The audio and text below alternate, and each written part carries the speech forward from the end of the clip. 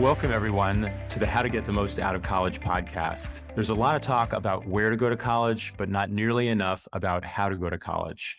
And it's the everyday decisions that drive your success. I'm your host, Elliot Felix. I've been a consultant to more than 100 colleges and universities, helping them improve their student experience. And I'm the author of How to Get the Most Out of College, where I take what I've learned about how college works and make it work for you. This episode is going to be a little different. Instead of interviewing another higher ed expert or a student, I'm sharing a talk I gave about high impact practices, these proven things that colleges and universities can do to help students succeed, whether it's working with a faculty member on their research or doing a capstone project that gives students a chance to sum up what they've learned and maybe position themselves for a career and build that portfolio, and lots of other things in between.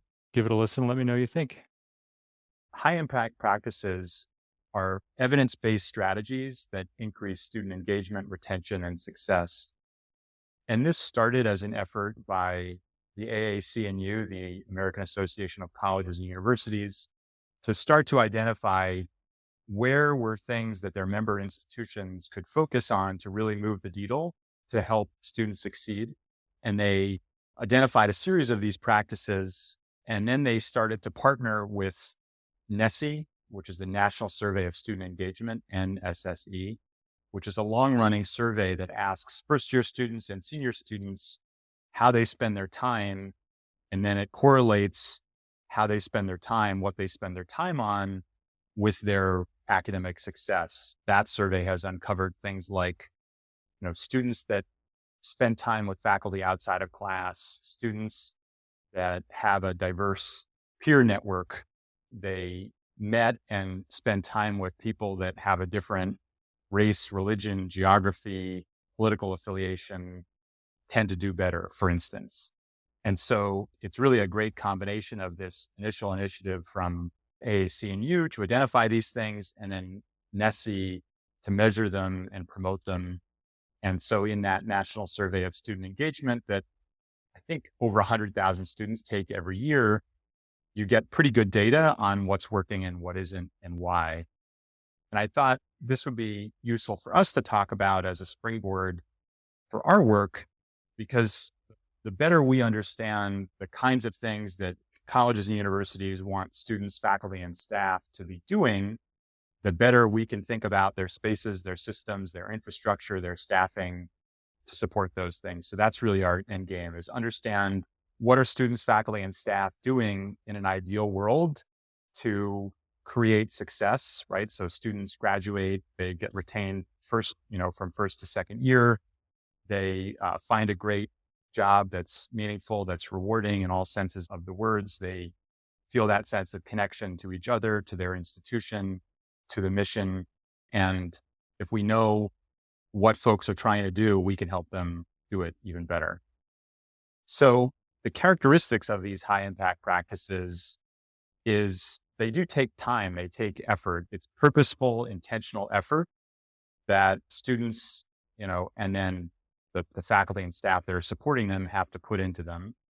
They're opportunities to build relationships because, time in college isn't just about the content or the skills. It's about the people and the network and how that shapes who you are, who you want to be with. They're also typically chances for students to engage across difference. So to work with students or faculty or staff that have different lived experience, have a different religion, a different race, come from a different part of the country or the world, have a different culture, maybe speak a different language. And obviously that's great preparation for life in general and life after college. They're also generally, these activities are the kinds of things that give students feedback to accelerate that learning and growth and development, and give them chances to apply what they're learning in one context to another. And in doing so, prompt chances for them to understand, their identity and how it's being shaped and how they're growing along the way. So we'll go through some quick examples. One of them is really focusing on what the first year experience looks like and creating seminars that expose first year students to a range of faculty, a range of thinking, a range of support services, and map that out in an intentional way. And these first year experience programs have really been instrumental in retention, because if you think about graduation rate, generally about half the loss happens from first to second year. So that's really the place where you can do the most good, is making sure that first year students feel that sense of connection, of belonging. They get to experiment, and understand future career paths, which gives them kind of a sense of meaning and another way of feeling connected and that sense of purpose. They understand the support services that are available to them, whether it's the writing center, the data center, the tech support, all these things that might be in a library. And our student experience canvas is an interesting way to map that out. This spans maybe your whole year, but you can also zoom in, which is in fact, what we did on the Ohio University project, was really zooming in on that first year or the first to second year transition. The second high impact practice, which really goes hand in hand with that first year experience, is creating common intellectual experiences. So when you're trying to get students to engage across difference, to work with people and learn from people that are different from them in some way, providing some common ground. So like if every first year is reading the same book, for instance, that's one way of doing that. These are often referred to as common reads, and they're often the kinds of things that are read and discussed in a first year seminar. These tend to often be, first person narratives, memoirs, stories about someone's past and what it means for their future, and great jumping off points for discussions.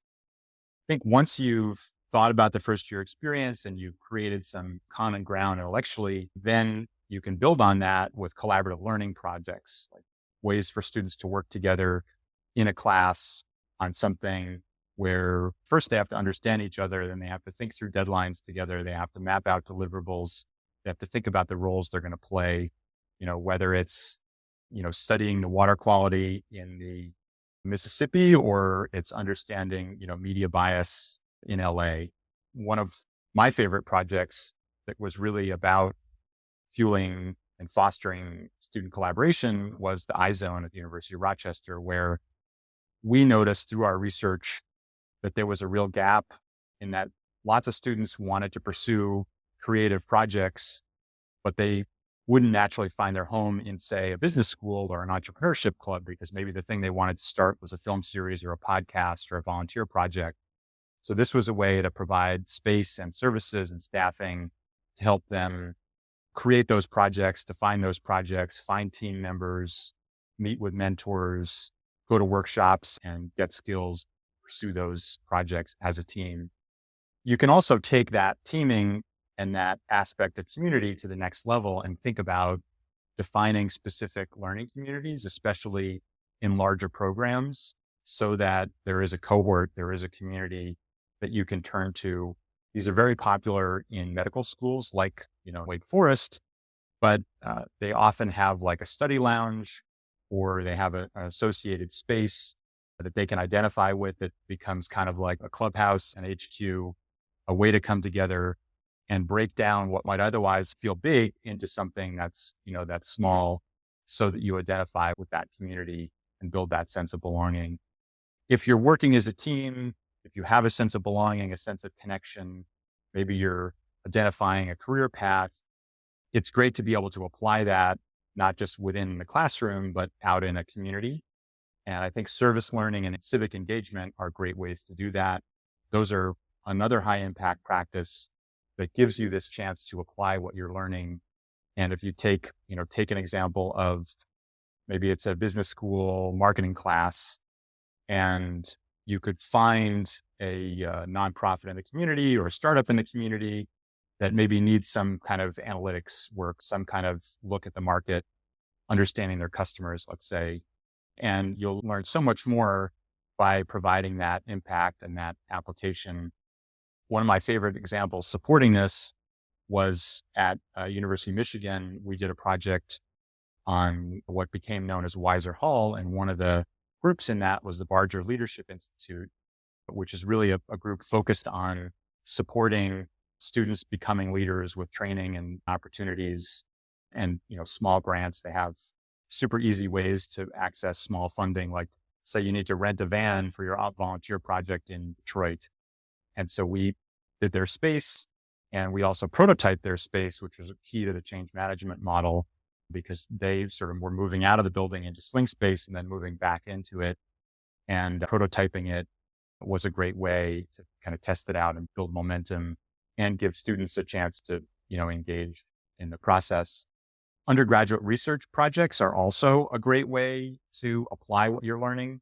That generally is a way to build relationships because you're working with a faculty member who's advising you, and you may be working on their research team. Maybe you're analyzing data. Maybe you're conducting experiments, at the lab bench, everything in between. Or it may be an original research project that you originate and deliver on. Like, say you did the class project on media bias and you want to actually turn that into something greater and continue on with that. That becomes, something that you research.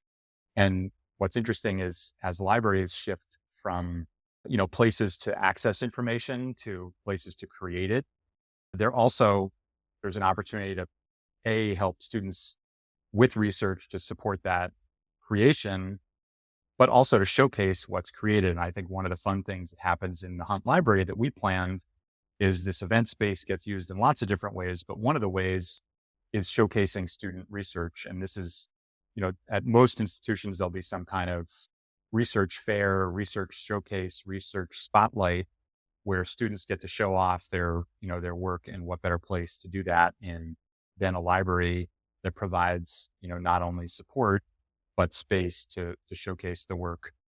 I think once you're doing that kind of work, whether it's a class project, whether it's a research project, whether it's civic engagement or service learning, putting that together into a portfolio is really critical because it gives you that chance to reflect, to refine, to chart your path, to chart your progress.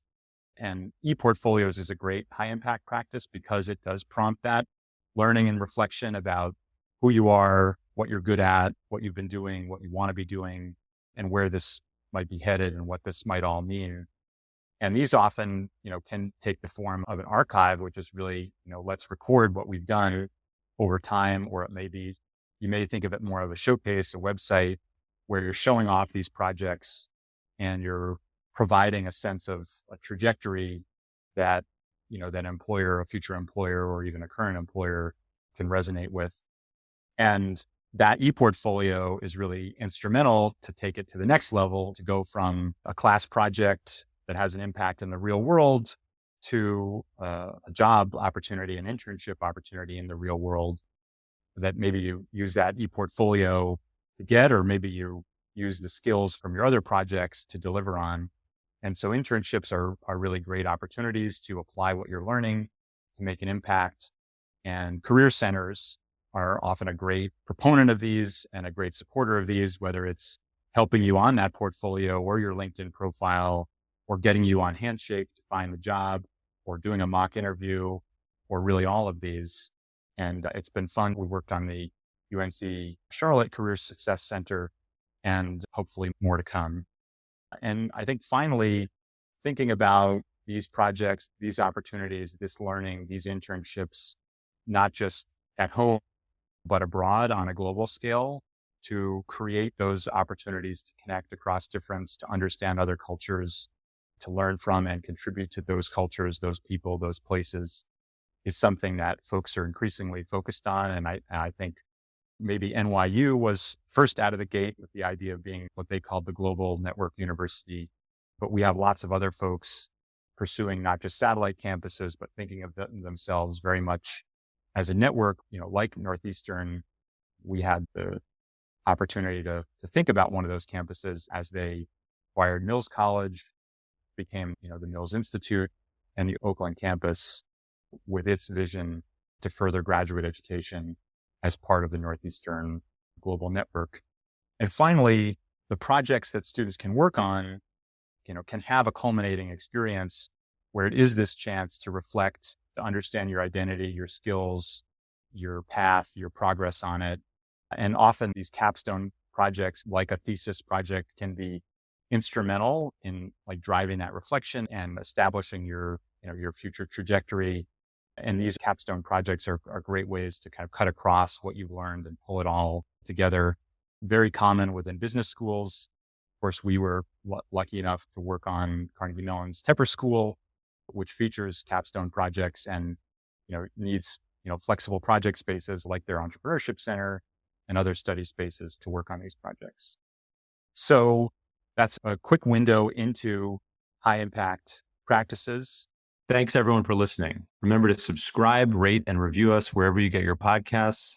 And check out ElliotFelix.com for all the episodes and the articles I've written, talks I've given, and more information about the book.